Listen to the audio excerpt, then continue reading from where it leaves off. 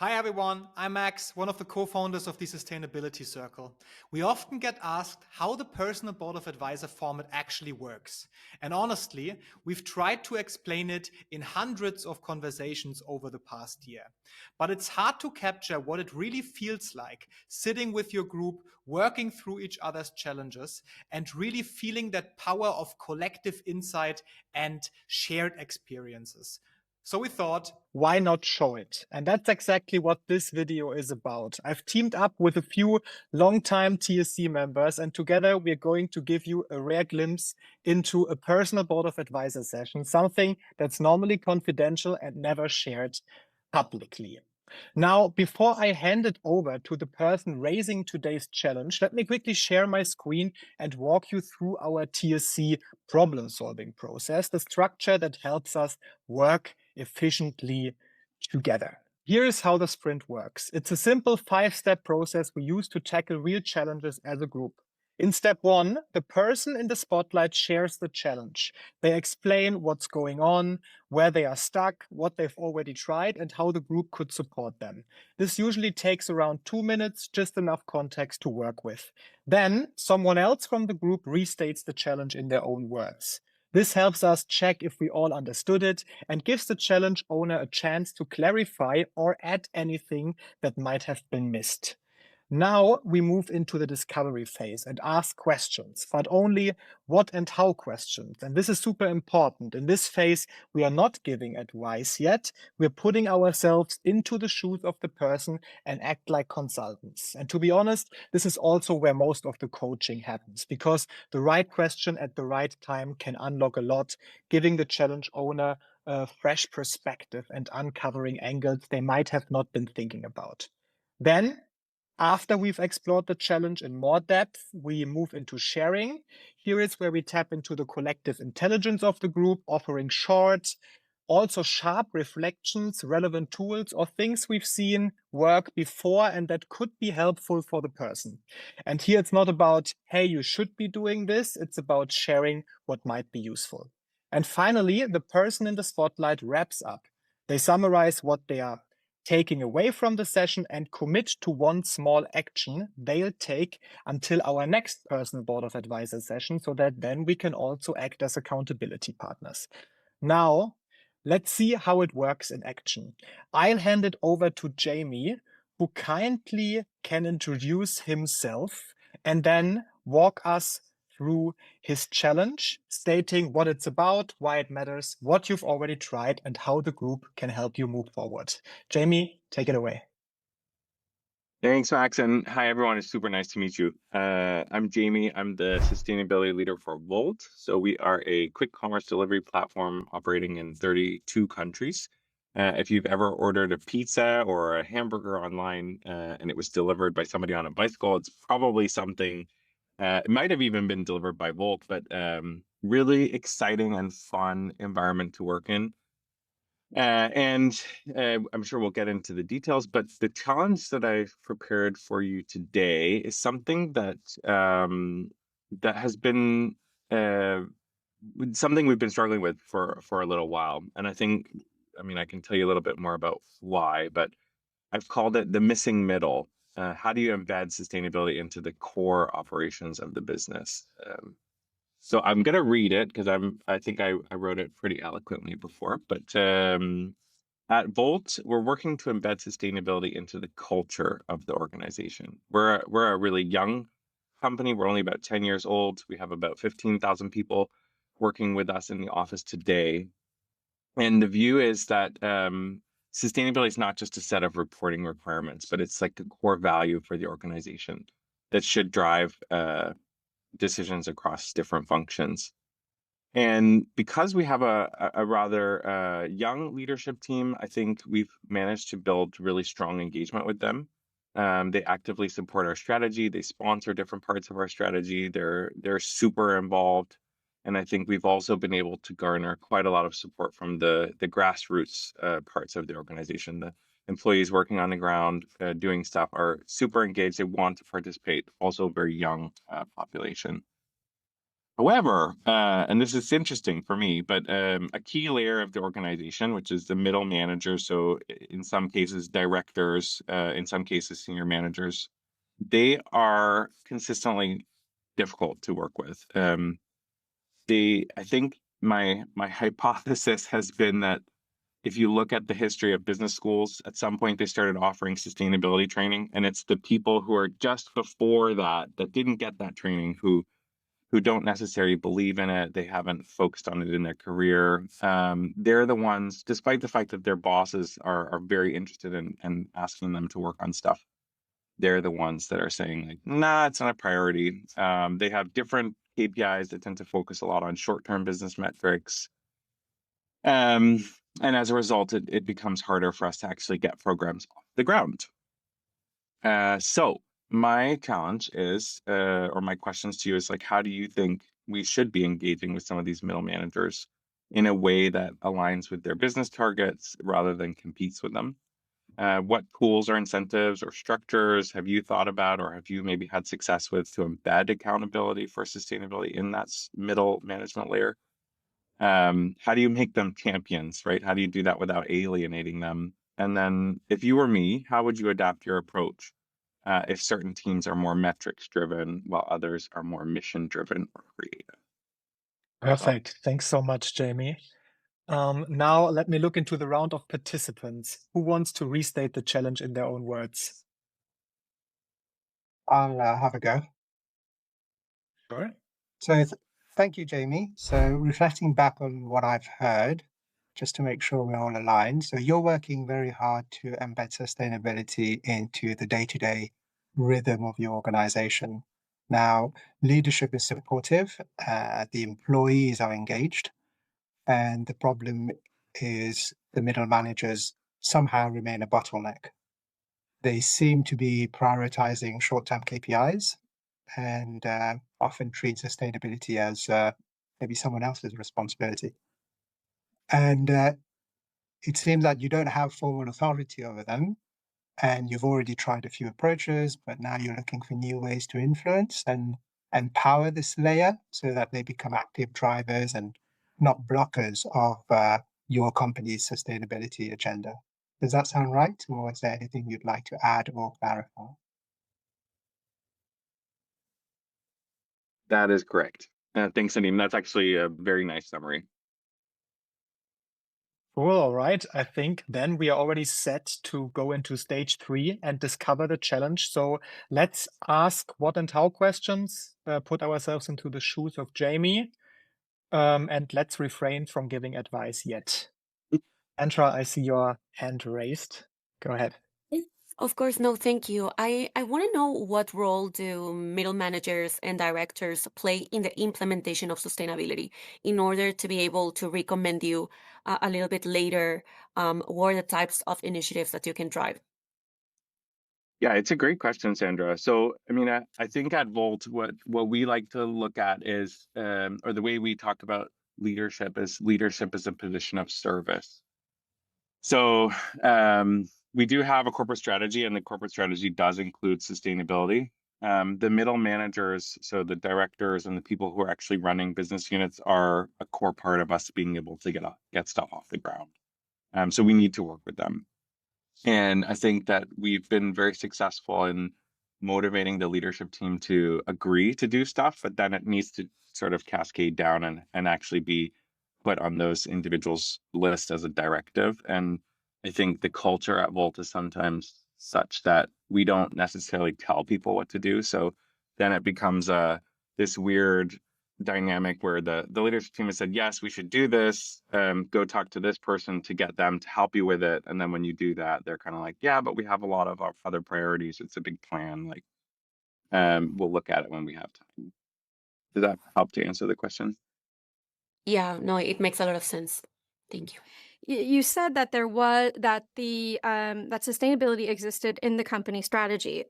My question to you is, what are the material subjects that your company has taken on in terms of sustainability that is material to the company and connected to their overall success bottom line revenue. What is connected to that, the business in terms of materiality? Have you defined those yet? Yeah, I mean, from a sustainability standpoint, I would say that the usual suspects are there. So you have climate, emissions from deliveries, for example, the most material topic for us. It does impact our efficiency as a company as well. Um, you have waste, so packaging from food. You have the experience that we create for our partners. So that would be our retail and restaurant partners, as well as for the courier partners themselves. And then there's the employees and the customers, and all of those sort of pieces form the 5 pillars of our sustainability strategy. And maybe to answer your question more directly, like, have we connected sustainability specifically to how we can drive revenue? I wouldn't say we're there yet. Okay. So just so I understand and recap what you're saying. So you have like your environmental footprint. So you've included climate and waste and emissions in the perspective. What particular about climate is my question. And the other thing is it sounds like you have a scope 3 within that process and your due diligence of how you have restaurant selection clients. Is that correct? Like how you put a partnership with the restaurants or the companies that you're delivering for. You do due diligence on those companies. Is that what you're saying? We do, but that's probably more of a compliance issue. On the climate side, so if you look at our carbon footprint, 80% of our emissions come from the deliveries our courier Yeah. partners make every day, right? So that's the most material topic for us. And if we can shift couriers to more sustainable modes of transportation, like electric bikes or electric cars, hybrids, things like that, then we have seen an efficiency benefit to that. And it's also part of our climate strategy. So I think Volt is sometimes an interesting case because we have a strong commitment to sustainability, not because it's a business requirement, but we see it as our license to operate. So if we don't do it, then we're not a good business, and that's not what we want to be. Which I guess in some ways is nice for me because then there's less pressure to have like hard KPIs and hard targets. But at the same time, as we evolve as a business and become more mature, like we do want to get there. And I think that's where with the middle layer of the organization, they're very, very focused on KPIs and targets that are business driven. And even though the sustainability strategy is part of our corporate strategy, they don't necessarily see it as their responsibility. Does that make sense? Yeah. So on the scale here, you're looking at like reputational. You're looking at some type of regulatory compliance, and then it's also like a cultural embed. Am I getting that based? Okay. Yeah, Good. sure. Thank you. Yeah, Thank you. maybe Hannah next, and then iPhone 201, and then here. Anna, I think you're still muted. Yes, I took the mic, sorry. Thank you so much for sharing. I think one question that could help clarify as well in terms of priorities for you is how has this layer of the organization been trained on sustainability, if you see? I mean, I'm sure as you described that they are aware that these are priorities and that these are there are targets in place, but did they also get a chance to actually comprehend what that means? It could be seen as something a little bit difficult and hard to understand one's role in. So did you also already invest a little bit in training this layer of the organization? And how did you do that? It's a great question, Hannah. And actually, we just launched our sustainability training last week. So it's something that we've been trying to do for a while, and just recently we're able to take it forward. I think part of the other challenge, so to answer your question, we haven't really trained. We've spent a lot of time trying to engage the leadership team, which I think we've done. And the other challenge is that when I joined Volt 3 years ago, we were 2,000 people, and now we're 15,000 people. So the amount of change that's happened within the business has been like pretty insane. Not easy to keep on top of everything all at the same time. But I mean, training is part of it, and also being able to translate what it means for them. I think the approach that we want to foster is that we don't necessarily want to do everything for everyone. We want them to also bring their own intelligence and their own insights and experience into it, help us shape the strategy, because that's part of their role, right? If we have to go out and define absolutely everything on sustainability for every team, then we will not succeed.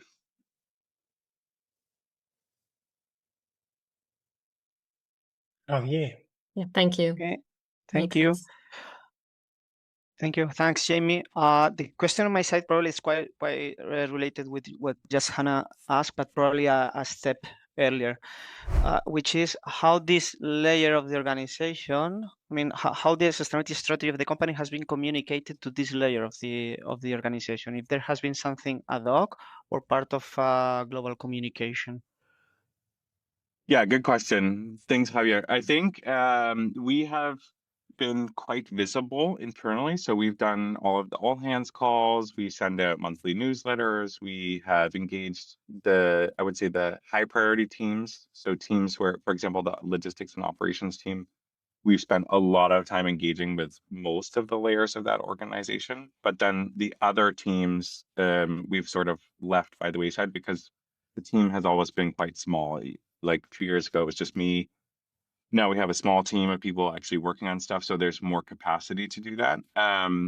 But I think that the challenge, despite the fact that we've done all this communication, the real challenge is that the culture within the organization is such that people come to Volt to build stuff that they want to build, right? So it comes back to this idea that like the leadership team hires the best people and then gets out of their way and doesn't necessarily want to play the role of like, we're going to tell you how to do your job, because the expectation is you know how to do your job in your area much better than we do.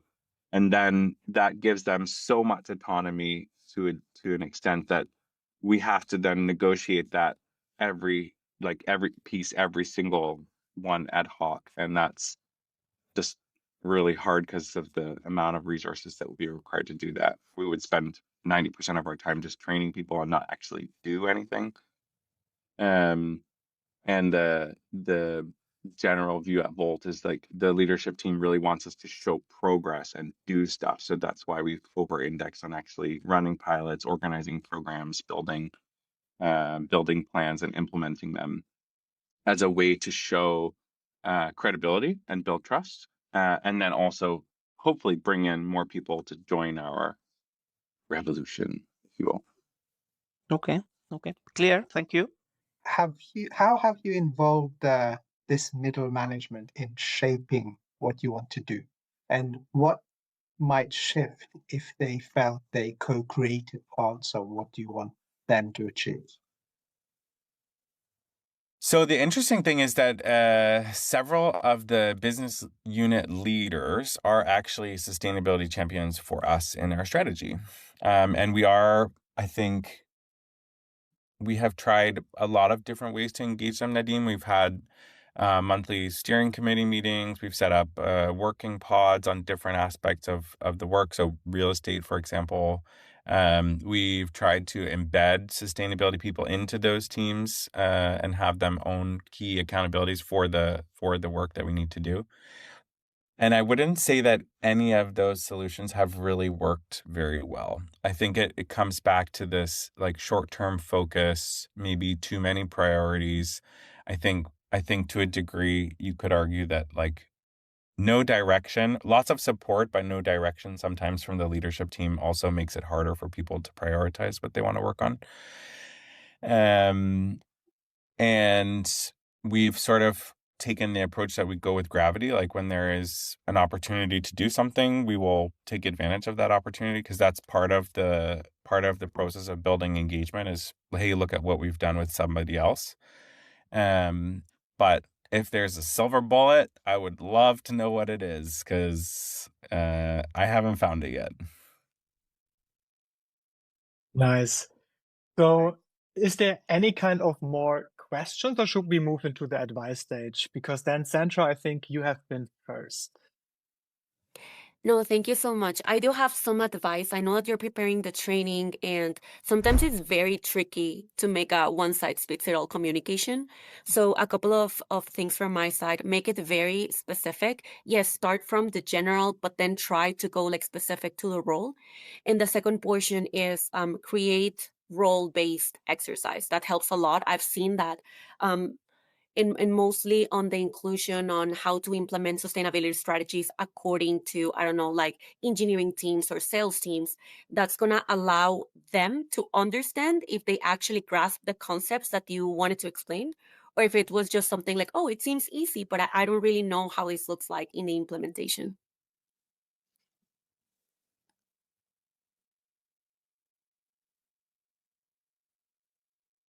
Can I jump in? You're next. Yeah. Okay.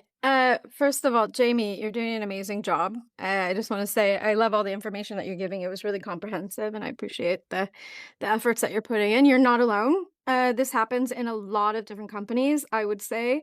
But there is a silver bullet. And I've seen this work at least 4 times now. Like, let's say 3.5, like semi-work, the last one, but there were other complications. One of the main things, I mean, you can have training, you can have the right communication, you can do all these efforts. However, without thinking about specific strategic movements and politics that you have to make in order to get it activated, this is something that needs to be addressed. So looking at, for instance, the middle management, they all have KPIs and things that they need to deliver. The thing in the back of their head as you guys are having these meetings is, what's in this for me? How is this affecting, what my day-to-day thing is and how I'm going to look good or, deliver what I'm supposed to deliver? Why should I allocate budget and resource towards this? What's in it for, my area of expertise? The other thing is this. They need to understand why emissions and why, environmental impact is important. You could communicate this in a way that has to do with operational excellence and, being lean from that perspective and getting higher margins. Always connect it to the monetary value. And I know that sounds a little bit like, not so kumbaya. But if we talk about it from a clean capitalism perspective, anything where they can, raise their margins or add value to their deliveries and the customer experience is always going to be adopted and given resources before anything that's more of like far distance. Cool. Thanks, Nicole. Thank you, Nicole. Maybe I can build a little bit on that because in my experience, I'll share 2 quick examples where we looked at incentives. I mean, what are the toolboxes you can use? So I don't know if this is helpful, but I had a situation where we had a lot of, you could say, middle managers, store managers in China. We were a pretty young organization there in the market, and the general awareness across the country was pretty low in terms of sustainability and what it means, etc. But what I wanted to do was to find a way to recognize the leaders who actually did take responsibility for these KPIs. So we did have some targets in terms of people trained, take-back system used, and energy savings, like simple metrics that we actually did have some data on.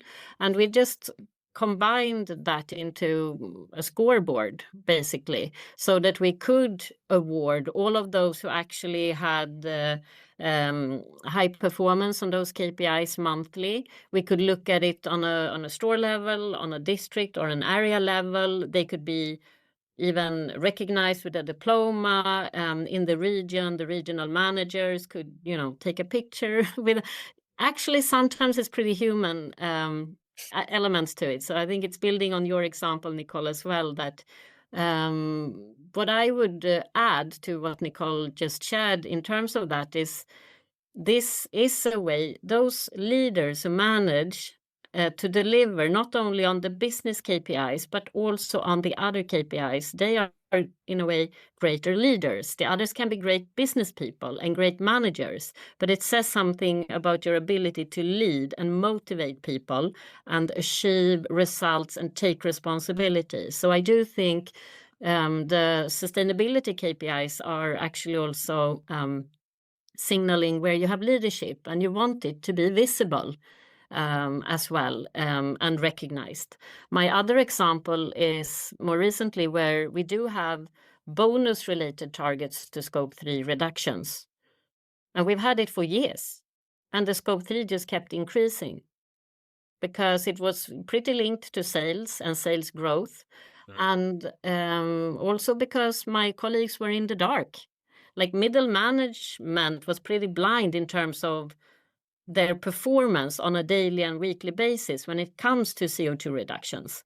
So what we have done better now, first of all, we want to do absolute reductions in CO2, but that cannot be the bonus target. It has to be in relation to the sales, because otherwise you cannot adjust and empower the team who are the ones who can take the decisions to achieve the results. So now they can try a local campaign or they can do something differently, and they can track the effect it has on that KPI and potential bonus then for middle management as well. So I think you really need to work on that transparency and the empowerment of the team to take the leadership. I think sustainability KPIs really helps a company as well to assess leadership. So that were 2 examples. Just wanted to share if it's helpful. Amazing. Javier, I think you are next. Okay, good. Thank you. So my small bit of advice, which actually is kind of related to what I've heard already from the colleagues here, but it's the experience that I have had basically. One is related to awareness. I think, Jamie, you say that you are already, or you launched already a sustainability training. I saw a difference when we launched like the next level, which it was the training. I mean, we created a training framework at the company depending on the level. So it was much more of the level of seniority. I mean, for the top management, a basic one, an intermediate one. The intermediate one was the most challenging one, definitely. But I think it was the one that it helped us much more to tailor the message and to arrive with the clear messages to this layer of the organization. That's one thing. Second thing on my side is the recognition. I think it was said as well by my colleagues, but I've seen that especially for middle management, creating a healthier competition environment can help as well, or contributes to engage with them. And the third and last point that I would make is I guess the majority of the middle management probably is focused on their day-to-day, and then there can be this rejection by default. But I am pretty sure that there are many there that they are engaged already and they are motivated. So I would say that or at least is what I tried to do as well in my company, make the most of the already engaged people, nominating champions or creating a kind of a sort of ecosystem with these people which are already, let's say, sustainability believers, if you can call it like that. Very cool. Thanks, Javier. You're welcome. Nadim. Yes. One thing that in my role, I found that middle management, they tend to engage better when we make them feel like they're co-authors of the agenda and not just recipients. So sometimes it feels like we're just pushing strategy down. Everybody knows it's important. Everybody's getting on this wave of sustainability. And I mean, over the last year and a half, I've been trying to push the same message across 4 jurisdictions. And, you even have microcultural differences across different, whether it's front or back office. And what I find useful is that running these focus workshops where you actually take it to them and you ask them, what does sustainability look like in their function. And sometimes it is as simple as trying to find the impact in what they already do, rather than trying to get them to create something new. And that feels like additional work. And that small shift in gives them a little bit more skin in the game. And suddenly, I wasn't the sustainability guy asking for buy-in. I was actually part of the crew that's supporting their roadmap. And I think as long as you can measure impact, you've got a story to tell instead of actually storytelling. And I think these small shifts can kind of create that energy that, as you mentioned earlier, you've already got the grassroots there. You probably just need to push that a little bit higher. Super helpful. Jamie, I can assume that there is a lot of food for thought and it will take some time to digest that. But maybe could you summarize what are the main findings that you get, and is there something that you could commit until the next session? Yeah, absolutely. And I just want to say thank you so much, because I think these, like, because we are so operational a lot of the time, we don't have a lot of time to think through some of these more strategic issues. So it's really just nice to hear from people in the same boat, and also, share notes and get feedback. Also, thank you, Nicole, for saying that we're doing a good job, because it's sometimes sustainability is a thankless job, and it's nice to hear that some people think we're doing good. I guess the big things that stood out for me are this idea of recognition. I think that's something that many of you touched on that we probably need to look at more closely. I think recognition also tied to this idea that we could create more co-opetition between some of the middle managers. Like, I think, Javier, you mentioned that healthier competition is a good thing. And I do think that the type of people we hire tend to be competitive, but not in an unhealthy way. It's just that we haven't leveraged that for our own needs. And there's probably a benefit to actually providing some visibility to how different teams are doing, and then using that as an incentive for them to do more. So that's definitely a cool thing that we should work on. Nadim, you mentioned like running more, I think it was you actually, running more focused workshops.